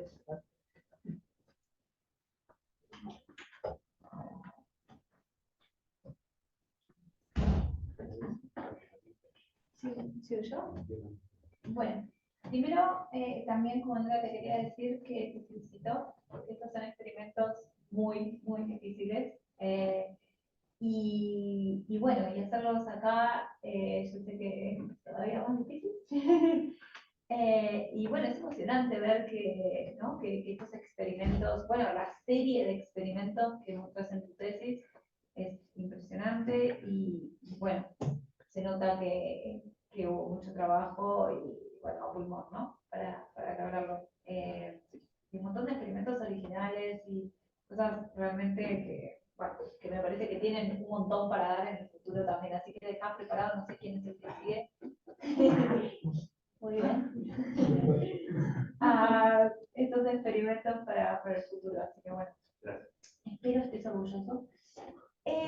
Bueno, tengo algunas preguntas así como muy generales y unas muy particulares. Voy a irme echando, pero por ejemplo, algo que me parece súper interesante es el tema de la termometría, ¿no? De los iones. Y vos, yo supongo que estas cosas pasaron temporalmente en tiempos distintos, digamos, pero vos eventualmente calculás una tasa de calentamiento, ¿no? Y te da algo así como 0,3 kelvin por segundo y demás. Pero supongo que esta tasa de calentamiento que vos tenés, que vos calculaste, vino después de hacer los protocolos estos de enfriamiento, ¿no? Que vos decís, bueno, hago este ciclo, este protocolo 20 veces y dejo 1 milisegundo, por ejemplo, de enfriamiento, ¿no? Sí. Sí. Si ahora vos, digamos, tomás esta tasa de calentamiento y pensás en estos protocolos, ¿tiene sentido? ¿Cómo sabías que 1 milisegundo es lo suficiente? ¿Y cómo se comparan? O sea, ¿tiene sentido esta tasa de enfriamiento con respecto a los protocolos que habías hecho antes? Mira, la tasa de calentamiento nos dio, es un poquito alta. O sea, es un poquito alta. Las tasas de calentamiento de otras trampas en el mundo deben ser por ahí un orden de magnitud menores. Y las razones por las cuales tenemos esa tasa de calentamiento, bueno, una es esta es que los electrodos pueden tener ruido eléctrico, pueden tener mucho ruido eléctrico que pueden hacer que el ion se caliente. Igual, o sea, el ion, y podemos llegar al límite de Doppler, lo cual es un montón. Con un ion, con el láser de enfriamiento, podemos llegar al límite de Doppler. Lo que pasa es que si nosotros dejamos evolucionar el ion, se puede calentar demasiado. Otra razón también puede tener que ver con el hecho de que esta trampa tiene una geometría tipo 3D, o sea, es una trampa que es muy sensible a que el ion esté exactamente en el centro de potencial. Si la corres un poquito, ya la amplitud de micromoción la crece mucho. Y yo no conté esto en la tesis, pero hay un proceso de calentamiento extra que es debido a la micromoción, que se llama calentamiento RF. Ah, sí, te lo conté. Sí, lo conté en la tesis, lo conté acá. Que es un mecanismo de calentamiento que puede ser bastante brutal, que puede generar calentamientos muy anómalos. Entonces, si uno, tiene que tener, si uno quiere trabajar con una trampa así, para crear un ion, hacer, no sé, operaciones coherentes o algo de ese estilo, tenés que tener un algoritmo de compensación muy bien aceitado para poner al ion en el centro. Tenés que tratar de que el ruido eléctrico en tu entorno esté lo menor posible. Y bueno, nosotros logramos esto. Y supongo que digamos, los voltajes de C que van a los electrodos vienen de este Arctic modelo. No, esos de C vienen de otra, de la caja de decisión DAT, amplificada por un módulo amplificador. Todo obviamente te va metiendo algo de ruido, y eso va contribuyendo hacia eso. Perfecto, pero digamos, cuando vos decís en los protocolos, no, bueno, tengo 1 milisegundo de enfriamiento, entonces ahora mirando para atrás, decís, ¿lo hubiera hecho distinto o estaba No, un bien? milisegundo de enfriamiento es una tasa de enfriamiento que está bien para cada medición. Porque lo que pasa es que nosotros medimos 1 milisegundo y después cambiamos las frecuencias de los láseres para la frecuencia de medición, y la medición ahí dura como mucho 200 microsegundos. Y después ya volvemos a enfriar. Entonces, si vos ves esto, este gráfico que está acá, estos son milisegundos, pero si yo incluso en la ventanita de 1 milisegundo, la temperatura no sube realmente. Entonces, si vos tenés, digamos que cuando vos enfriás, vos ahí, vos medís, tenés 1 milisegundo para poder medir tranquilo, y después volvés a enfriar, siempre estás en esta chiquitita. Esto también limita a un comentario, si uno quiere hacer una medición en vez de con el fotomultiplicador, por ejemplo con la cámara llega a tiempos de exposición que no son tan bajos como el PMT, podés por ahí tener 20 milisegundos, un tiempo de exposición muy excitado, y fíjate que por ahí en 20 milisegundos el se te calentó un poco. Entonces, si uno quisiera hacer mediciones con la cámara que tiene resolución espacial, debería tener otros cuidados, ahí sí, ahí habría que realmente poder bajar el proceso de calentamiento de alguna manera, pero bueno, para esas mediciones hechas así no fue necesario. Y siguiendo un poquito con lo del calentamiento AREF, en un momento el calentamiento AREF tiene una baja de la temperatura con el incremento del factor de modulación, que claramente vos ves que esto no fitea los datos, ¿no? Porque hay micromoción. Pero, ¿por qué?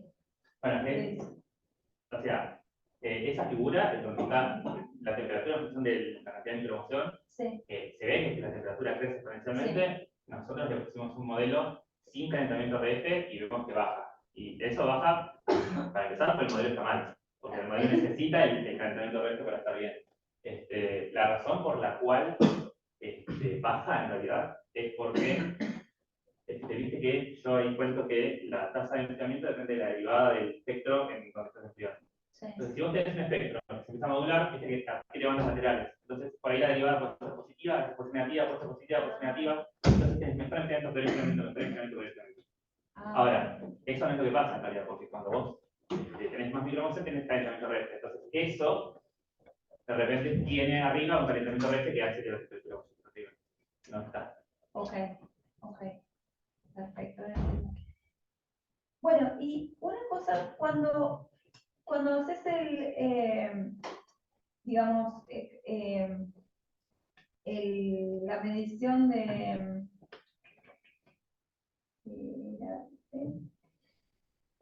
la medición de la velocidad simultánea, ¿no? En el Doppler. Mencionás también que sos sensible a los efectos térmicos también. Y eso no terminé de entender si, bueno, entiendo que está ahí, no entiendo si lo podés desacoplar. Bien. Esta estas mediciones que están acá, todo este movimiento es principalmente micromoción. Este sensado de todo este movimiento que saca en micromoción, y en la configuración de la micromoción es mayor al efecto térmico. Sí. Todo discute la tesis que todas estas mediciones son hechas y son, de hecho, bueno, ya que está, hay una medición también que yo no incluí en la sector principal, que es la de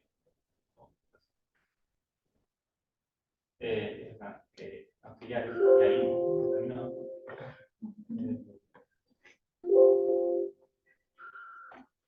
Estas, en donde lo que hicimos fue desplazar los haces en tres direcciones distintas, y lo que veíamos es que hay que es distinto de lo desplazamos, y eso lo que nos dice es que este movimiento es direccional, bien direccional. Y esta, de alguna manera, está muy vinculado a que este movimiento es micromoción, justamente porque por cómo nosotros compensamos al ion, ¿no? Nosotros lo compensamos con los haces que vienen por el costado, y esta medición está hecha con haces que vienen por el frente. Cuando lo compensamos con esos haces, compensamos la posición de micromoción, a menos de un movimiento vertical del cual no somos sensibles con esos haces. Entonces, cuando venimos con esos haces del frente, de repente ese movimiento tiene mucha posición. Entonces, ahí nosotros vemos micromoción. Ahí lo que se ve es que esa dependencia angular es total. Es muy dependiente de si los otros serán por el costado, si los otros serán. No, entiendo que tenés como un factor 100, ¿no? Tenés un factor 100, sí. La velocidad de micromoción es de 100 metros por segundo, y si lo comparas con velocidades térmicas, las velocidades térmicas son mucho menores. Entonces, la pregunta es, ¿qué pasa si yo agarro y realmente pongo, compenso al ion espectacularmente, Sí. y solamente tengo movimiento térmico? Si solamente tengo movimiento térmico, lo que pasa ahí es que lo que va a cambiar es esta B que está acá, y si cambia esa B que está ahí, cambia el factor de escala de este proceso. Entonces, los dos proyectos son 100 veces más chicos. Y si los dos proyectos son 100 veces más chicos, tenemos que ir a R que sean 100 veces más chicos, súper chicos.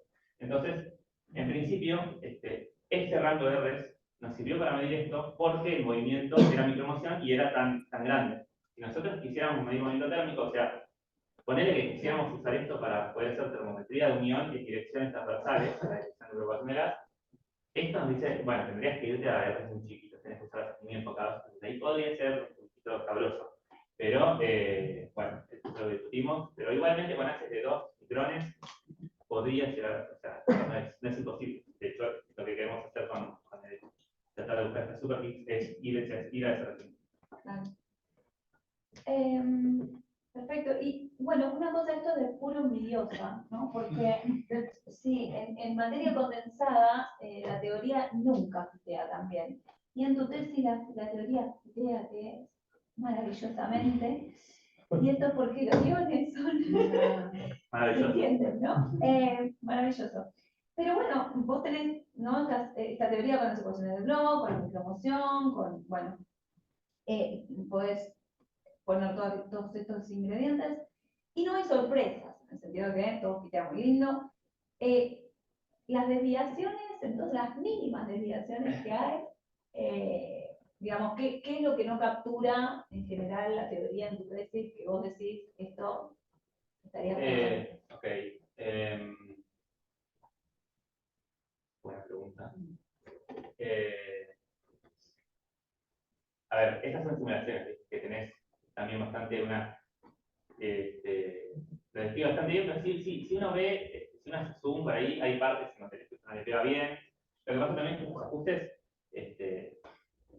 y son muy lindos, pero también tienen muchos parámetros libres. Y es un modelo recontra no lineal de ecuaciones de Bloch, y te da sorprendentemente bien, porque realmente un ion atrapado frío, en un ambiente muy libre de coherencia, es casi un sistema de 8 niveles perfecto. Por ahí los efectos térmicos y por ahí efectos de dephasing, que uno está considerando, por ejemplo, dephasing magnético, fluctuaciones de campo magnético que generan dephasing entre estos estados porque empiezan a ser así. Entonces, este modelo no captura ese dephasing, no está incluido eso.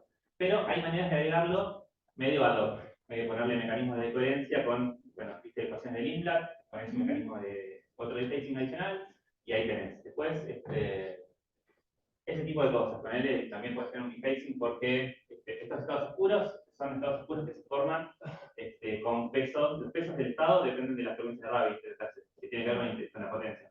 Por ahí tenés una fluctuación de la potencia del láser que no estás capturando ahí, que también te genera un dephasing. Entonces, por ahí eso no lo captura. Todas esas pequeñas cosas también van sumando. Pero igual, sí, es cierto, los ajustes son bastante espectaculares. Y tampoco tarda tanto, una rutina de ajuste esto tardará 2 minutos, algún espectro más o menos razonable. Después, ponele este ajuste que está acá, bueno, la que se encargó de hacer este ajuste fue Muri, que corrió una simulación bastante complicada, le tardó un par de días por ahí en hacer esto, tarda mucho, hay que analizarlo, ella lo hizo muy bien y por eso tuvimos esta curva bastante espectacular, pero bueno, por eso puede ser trampo. Es el de 8 niveles. Claro, tenés 8 niveles, tenés que simular espectros, computar su profundidad, eso es complicado, pero bueno. Y bueno, esto también para de nuevo, más en lineal. En principio vos atrapás un ion, lo perdés, ponele, atrapás otro ion, nada cambia. ¿Es esto verdad? Sí. Una cosa cambió por ahí con él, que es que cuando atrapas, es una pavada, pero cuando atrapas el siguiente ion, por ahí el ion no se atrapa exactamente en la misma posición que el ion anterior, porque para atraparlo tenés que presentar láseres UV. Los láseres UV te inducen cargas en los electrodos que lo que hacen es compensarte al ion. Por ahí el siguiente ion aparece un poquito corriendo. Entonces lo que tenés que hacer es tener un algoritmo de compensación sistemático en donde atrapas un ion, lo compensás, y ahí sí, esto es súper repetible. Entiendo también que tenés cargas en la trampa que quedan como espurias, ¿no? De que en algún momento y esas en general se quedan ahí estables. O sea, las cargas se van induciendo en los eléctricos, con la trampa, ¿viste? Los electrodos de trampa están separados por anillitos eléctricos, y esos anillitos les pega luz UV, y esos anillitos se empiezan a cargar. Esas cargas ahí inducidas son campos eléctricos espurios que te corren al ion, y eso justamente es una de las principales fuentes que nos genera esta descompensación. Pero, nada, si ejecutamos la rutina de compensación de un día a otro, o sea, cada vez que atrapas un ion, lo compensás, y más o menos por ahí, si no compensás 2 meses, por ahí tanta carga que decía a todos lados, de repente lo atrapás y no sé dónde está, entonces es un ratito más de trabajo. Mira. Bueno, y así, digamos, mirando digamos, al impacto de las cosas que hiciste y demás, me encanta esto de las superpatadas. A nosotros también. Contame por qué es interesante esto de las superpatadas. ¿Se puede hacer? A irla, pero la pregunta es cómo. O sea, el concepto de la superpatada es el concepto en donde, a ver si voy a ser objetiva, Barnett y Berry es la fase de Berry, es el mismo Berry, hicieron un trabajo en donde vieron que la distribución de momento de un ion interactuando con una Lager-Gauss, veían que podía correrse más allá de h barra k. Si vos ponías que esa patada tenía algo que ver con esta función funcional. Porque si vos querés calcular la patada que le da un fotón a un ion, vos tenés que hacer una cuenta en donde está el gradiente de la fase, o sea, está esta inducción, tenés que hacer alguna cuenta extra, pero en principio vos llegás a que esas patadas son también dependientes de este factor 1 sobre R. Lo que pasa, la razón por la cual no son fáciles de observar estos patadas es que ocurren, como te digo, para R es el orden de la longitud de onda y para esos R haces la intensidad ahí es 0. Entonces la probabilidad de que esa superpatada ocurra es muy baja. Entonces realmente medirlo no ocurriría. Entonces lo que nosotros medimos fue, bueno, esta invariancia de escala ante enfocar el ion está. Entonces en principio si uno enfoca, enfocar el haz, no el. Si uno enfoca el haz, la forma funcional va a ser esa. Entonces es posible que esas superpatadas, que son debidas a esta forma funcional, estén ahí. La pregunta es cómo medirlas, porque no tenemos una forma de medir la distribución de momentos del estado del ion atrapado. Hay otros sistemas en donde podemos usar otras transiciones para poder hacer un mapeo de eso. Estamos planificando, pero en principio va por esa dirección. Perfecto. Y bueno, otra cosa que me encanta es esto de estudiar, ¿no? Porque bueno, vos ya podés armar cristales, ¿no? Entonces, Una cosa que sí tiene la materia condensada que ustedes no tienen son factores de landé muy divertidos, ¿no? Porque hay en órbita y demás, entonces como que nunca sabés qué va a pasar ahí. Pero bueno, formando cristales, supongo que uno puede empezar a ver, ¿no? Cómo se van, cómo las propiedades, digamos, del cristal van cambiando y cómo estos efectos empiezan a aparecer. Y vos mencionás también, bueno, podemos estudiar distintos regímenes de transporte y demás. ¿Qué ventajas ves de esta forma de estudiar los, qué sé yo, transporte balístico y demás con respecto a otras formas que hay, por ejemplo? Mira, los modos de rotación de esta capa, voy a hablar de esto. Estos modos de rotación de capas externas son modos que están bastante desacoplados de los modos externos. Vos podés poner activados los átomos que están afuera y los de adentro casi te exageran. Si vos tenés, por ejemplo, dos iones y vos ponés una excitación en unión, ese modo rápidamente se difunde y ya tenés la excitación en los dos. Acá lo que podés hacer es, por ejemplo, poner excitaciones en este modo de rotación y poder tener, digamos, una temperatura en los iones externas que sea distinta a la temperatura de los iones externos. Típicamente, como los modos están muy acoplados, vos calentás acá y eso se calienta todo muy rápido, entonces es difícil ver esa dinámica. Sin embargo, hay algunos experimentos, en particular Muri está proyectándose algunos experimentos en la trampa, en la otra trampa del lago, es una trampa geometría lineal, donde vos podés estudiar ciertos modos que están muy desacoplados, entonces por ahí podés quitar un modo y ver cómo esa propagación del modo tarda un tiempo que es bastante grande en términos de que lo podés medir y podés pensar cómo se propagan esas excitaciones. Acá también podrías probar una excitación en este modo de rotación y podrías generarte, por ejemplo, gradientes de temperatura en estos cristales, que son cosas bastante curiosas, que no te han gustado así, termalizado, bueno, eso Fuera del equilibrio. fuera del equilibrio, claro, que puedes generar ese tipo de cosas. Muy bien, muchas gracias. Gracias. Antes yo de aprovechar el cambio que va a pasar, creo que lo va a servir a todo el mundo y que es demasiado.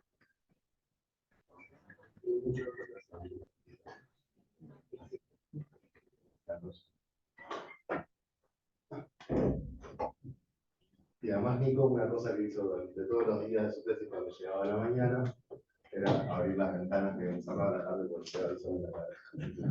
Era eso. Un poco A de- él no le pega el un poco sol en de la cara, persona. ¿no? Por no tenerlo. Perdón. No, bueno, yo para empezar, bueno, felicito a Nicolás, realmente una tesis para mí excelente, después voy a tener más detalles. Pero antes yo quería realmente expresar también mi satisfacción y el placer que me causa estar presente en esta instancia, porque no sé si fueron circunstancias más o menos casuales o de alguna manera queridas, pero el hecho es que yo he podido ser testigo desde un poco de toda la trayectoria, ¿no? A mí me tocó ser miembro del tribunal de la tesis de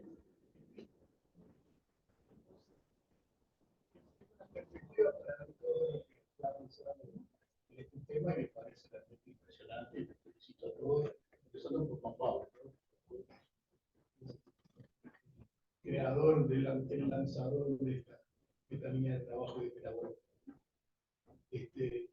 Además, bueno, también me causa una satisfacción particular el hecho que se haya utilizado la técnica esa de medida del efecto Doppler rotacional que nosotros observamos, hicimos una pequeña demostración y hace varios pasos, en el año 97, ¿no? Y que hasta ahora ya quedó un poco como una curiosidad, ¿no? Pero fue un trabajo que fue bien recibido, salió publicado en Física Revioleta, pero después, que no sepa, no había tenido mayor utilidad, ¿no? Entonces me da una satisfacción muy grande de verlo plasmado en el total. Con respecto a la tesis, créanme que la leí con mucho cuidado, tanto sí que tengo un montón de anotaciones de preguntitas y de cosas que podría hacer ahora, pero me parece que realmente son cuestiones muy de detalle, tanto la redacción como la exposición ha sido de una extraordinaria calidad. Entonces, lo que sí, tengo todo eso anotado, te lo voy a pasar para que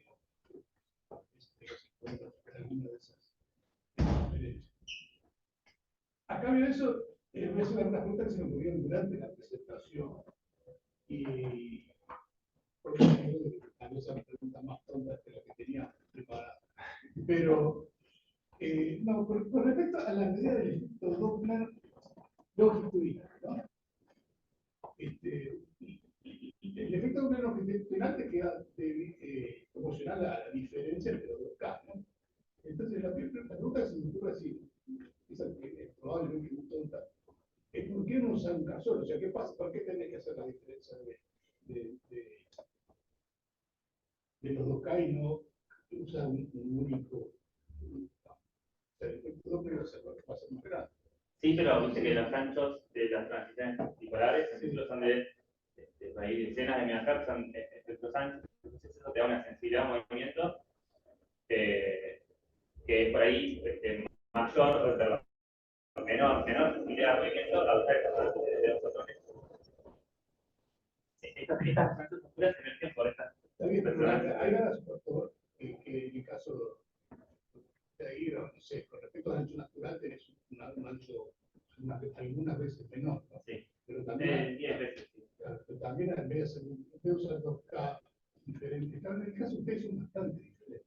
Son bastante diferentes. Sí. Claro, entonces eso sí, no hay tanta diferencia entre usar la diferencia entre 2K y al usar uno solo. Bueno, es cierto que esa diferencia, claro, te da por ahí, sí, del orden de, sí, es cierto, si vos haces esa diferencia, la resta de los K la compras con un K, para estas transiciones, como la longitud de uno es más o menos el doble de la del otro, te da por ahí un factor que no es tan grande, sí, es cierto. La ventaja de estas transiciones de dos fotones Raman es justamente que vos podés pensar movimiento y podés independizarte por ahí de todo menos, es como una especie de espectroscopía libre de Doppler, Doppler free, que usan los fotones en esta configuración que es una configuración como Raman estimulado, es poder lineal, entonces un láser, el ion absorbe el fotón del láser y emite el otro en el otro láser, entonces vos podés independizarte y podés hacer como espectroscopía de movimiento más direccional y con un poco más de sensibilidad. Pero si llevas el razonamiento libre y te tomás en los dos campos exactamente con propagantes, pero exactamente con la misma frecuencia y no te queda nada. No te queda nada. Por eso, claro, eso es lo que mostré acá. Esa es por la razón por la cual tenés, estas resonancias son tan finitas porque solamente necesitan ensanchar por potencia. Y es una pregunta también que se me ocurrió cuando tal vez era la suya. En la simulación, el ancho la pones como, o lo sacás de la potencia, de la potencia de radio. Este ancho es acá. Sí, exacto. Este ancho viene, en primer lugar, la frecuencia radio, y en segundo lugar, el hecho de que vos introducís un defacing un defacing adicional entre los dos estados de infrarrojos. Y ese defacing te descentra un poquitito. O sea, podés hacer eso y podés tener ahí. Claro. Pero en principio sí, porque o sea, el mecanismo de ensensamiento de estas resonancias es por potencia.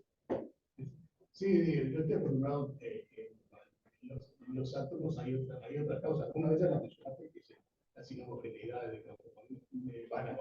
En tu caso, las fluctuaciones de campo magnético, en tu caso nuestro, inhomogeneidad de campo magnético. Pero, o si no, bueno, pero acá no tenés nada de eso.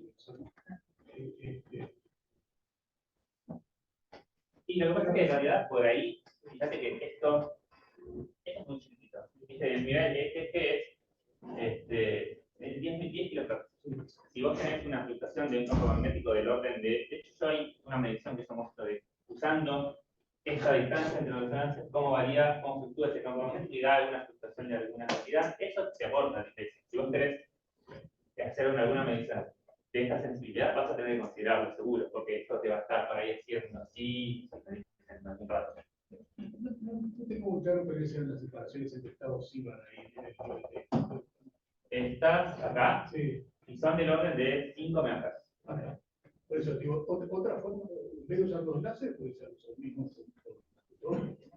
Es que de hecho, sí, estos dos cierres son la misma fuente partida en dos por un bit theta y cada uno tiene un modulador óptico. Sí. Pero ahí la interferencia no. Sí, se nota. Por eso no digo, por eso yo en la tesis muestro esta al lado de otra, en donde uno de los cierres es el láser que viste acá y el otro hay unos espinos sintonizados. Esos dos láseres tienen una diferencia mutua que es mucho peor a esto, entonces tenés estas resonancias que son mucho más grandes. Y de hecho, este modelo, si miran ese gráfico, realiza resonancias mucho más finas de las que medimos, porque ese mecanismo de desfasaje no está incluido en este modelo. Y a ver, sí. Con respecto a la medida del efecto Doppler rotacional, ¿no? Ustedes muestran que una configuración es sensible, la otra configuración sí es sensible, ¿no? Pero no me pareció ver en ningún momento una medida de la velocidad simultánea, ¿no? ¿Es porque ya la saben y no les interesa medirla? Mirá, Sí. esa pregunta sobre la cual indagamos mucho entre que yo mandé la tesis y entre que eso no se ve la TRL. Hubo muchas simulaciones que hicimos con Muri en donde tratamos, es un ajuste muchos parámetros libres, en particular la velocidad simultánea es como parámetro libre, y nosotros este ajuste lo hacemos con parámetros libres que son la sintonía de los láseres, la frecuencia de Rabi, y dejamos varios parámetros libres y de ahí vemos un valor de velocidad. La pregunta es cuánto le crees a ese valor de velocidad. En particular, yo en la tesis creo que reporté 144 metros por segundo con un error ¿cuál es el error? Es la pregunta. Entonces, lo que estudiamos mucho cuál es esta sensibilidad de ajuste a los parámetros y nos dio que por ahí podemos decir que está del orden de 100 metros por segundo, pero no podemos decir con más precisión. Ahora, si vos querés tener una mayor precisión, lo que podrías hacer es agarrar y caracterizar todos los demás parámetros de la dinámica, excepto la velocidad, bien, midiendo estos espectros, pero no solo la resonancia, sino todo el espectro, haciendo un ajuste de ese espectro, extrayendo parámetros de ese espectro y después haciendo un análisis localizado en la resonancia, y de esta curva sabes todo menos la velocidad, y ese ajuste te da una velocidad con alguna certeza razonable. Pero vos lo puedes calcular a partir, digamos, de las características del campo. Sí. Sí, de hecho, estimamos que esa velocidad está del orden de la que sale de estas funciones. Sí, está del orden de 100. O sea, vos podés hacer un mapeo de cuán descompensado está el ion en función de qué velocidad debería tener al estar tan descompensado, y eso te da una velocidad de tal. Y eso vemos que está del orden. Lo que digo es que nosotros acá lo que estamos mostrando, o sea, podemos medir la velocidad central, pero acá lo que estamos viendo es que el resultado fuerte de este es que es proporcional, ¿no? Con R. Puede que la velocidad valga, que esto se va a usar como sensor de velocidad simultánea, la respuesta es sí.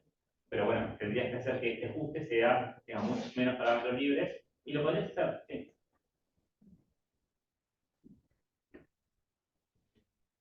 Tengo una última pregunta, y que yo también me quedé enganchado por el tema de la superpatada. Que no conocía ni la expresión ni el concepto siquiera. Es polémico el tema. No, justamente, yo tengo un poco miedo de hacer la pregunta porque la que vamos a hablar. Digo, y la pregunta es, ¿por qué H barra K? O sea, ¿por qué uno tiene que considerar que el fotón transmite un momento lineal H barra K? O sea, H barra K es donde le transmite idealmente una onda plana, que tiene una fase que sea la IK. Ahí va, la pronunciaste en la palabra. No, está. Sí. Onda plana. Vos podrías, claro. Sí. Pero digo, el modo en el cual vos pones el fotón no tiene que ser una plana de hecho. Sí, por eso. Pero lo sorprendente es justamente que podés darle momento mayor. Sí, pero la otra plana es modo. La otra plana es como infinito solo. Sí, bueno. Sí. Vos, has mostrado, has visto estos resultados. Pero, o sea, en principio, ellos Barnett y Berry proponen esto, y la comunidad mucho me dijo, sí, sin dudas que va a existir, hay que hacer esto. También porque, y voy a tirar un poquito de flores, este sistema de poner un ion y poder localizarlo es un sistema en donde nos permitiría realmente poder hacer esta medición, poner el R cerquita, y digo, vos podrías, por ejemplo, algo que se me ocurre, pues, en vez de hacer esto con iones, puedes hacerlo con átomos, puedes hacer de forma pulsada una superpatada, puedes apagar y dejar evolucionar el paquete de ondas, y puedes medir la distribución de momento, y ahí podrías comparar eso con esto. universidad, por ejemplo, puede ser. Bueno, nosotros estamos trabajando en ver cómo tenemos que hacer el esquema para poder aplicarlo. No, yo es un tema que viene trabajando hace tiempo, es eso. Uno habla, el fotón tiene una energía 8 mega y un momento de 8. Con respecto a lo primero, no tengo ningún problema. Pero con la segunda parte de la frase, o sea, eso depende del modo en el cual estás descomponiendo tu campo electromagnético. Entonces, la gente da por sentado la base, digamos, de las ondas planas. Bueno, ellas como La más justamente, sencilla, ¿no? claro, ellas justamente muestran que podés lateral, usando las estructuradas. También podés pegarte bases con otras distintas estructuras que puedan hacer algo un poquito más curioso. Pero bueno, esto yo creo que sí que esto es factible, ya sería un puntapié para poder estudiar otros procesos de transferencia en momento. Bueno, por último quería agradecerle a Nicolás algunos aportes a la lingüística. En particular, en el grupo nuestro adoptamos lo de estados estrujados.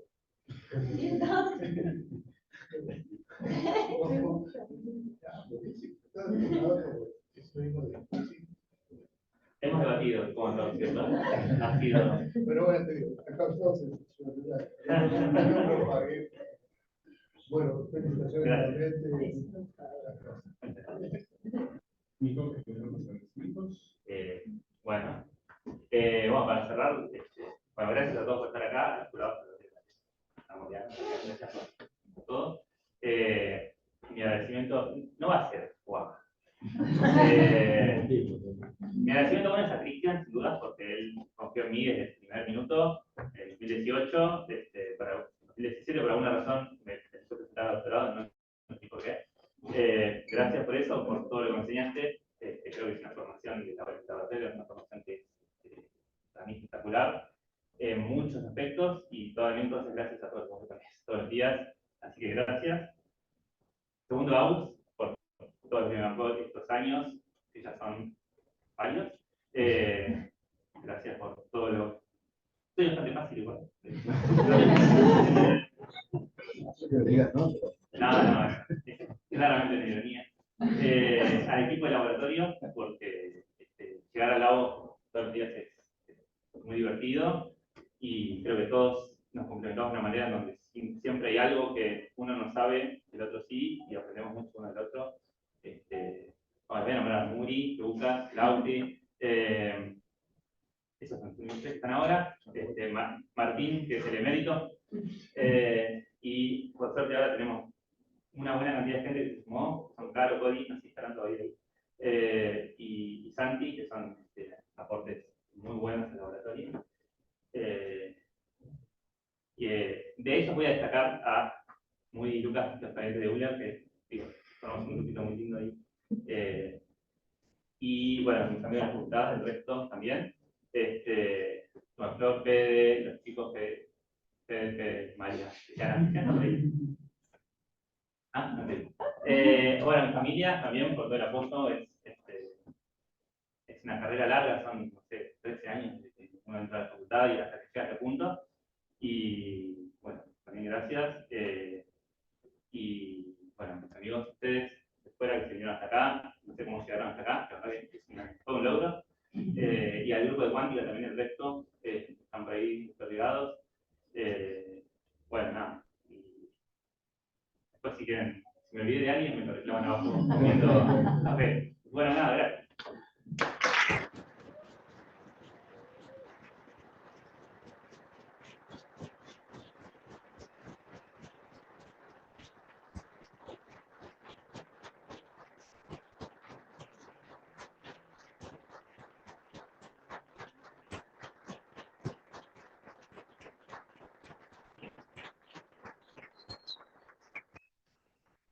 Voy a pedir, por favor, que estén afuera, se queden del lado de la zona.